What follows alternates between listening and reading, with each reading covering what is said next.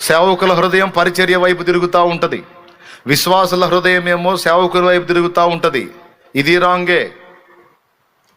సేవకుడి హృదయం, విశ్వాసుల హృదయం ఫస్ట్ దేవుని వైపు తిరగాలి.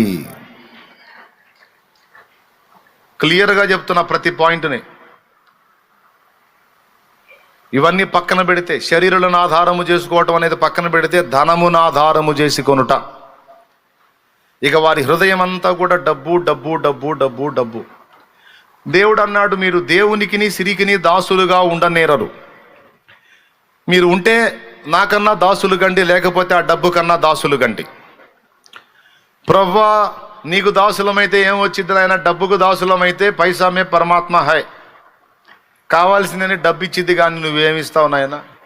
ఏది కావాలన్నా నీకు ప్రార్థన చేయాలి, అడుక్కోవాలి, మొత్తుకోవాలి. ఎప్పుడో నీకు బుద్ధి పుట్టినప్పుడు అట్లా ఇస్తావు.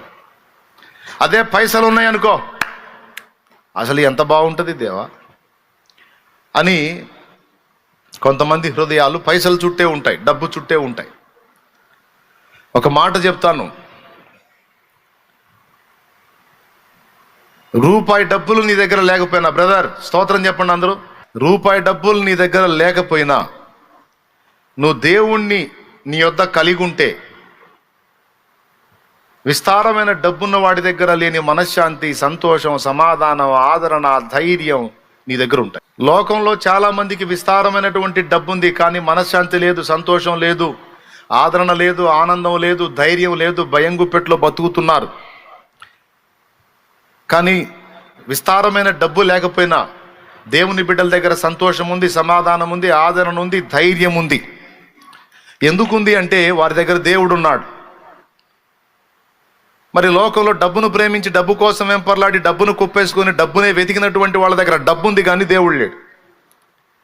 కాబట్టి డబ్బుతో వాళ్ళు అన్ని సమకూర్చుకున్నారు, కానీ వాళ్ళు వెతికిన ఆనందం, సంతోషం, సమాధానం, నెమ్మది, ప్రశాంతత, ధైర్యం అనేది వాళ్ళకి దక్కల.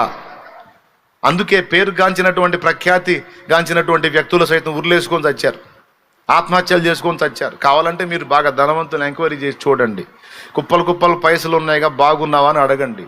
సాయంత్రానికి మంది వేసుకొని పండుకోవాలాడు, లేకపోతే నిద్ర రాదు, లేకపోతే నిద్ర మాత్రాన మింగాల.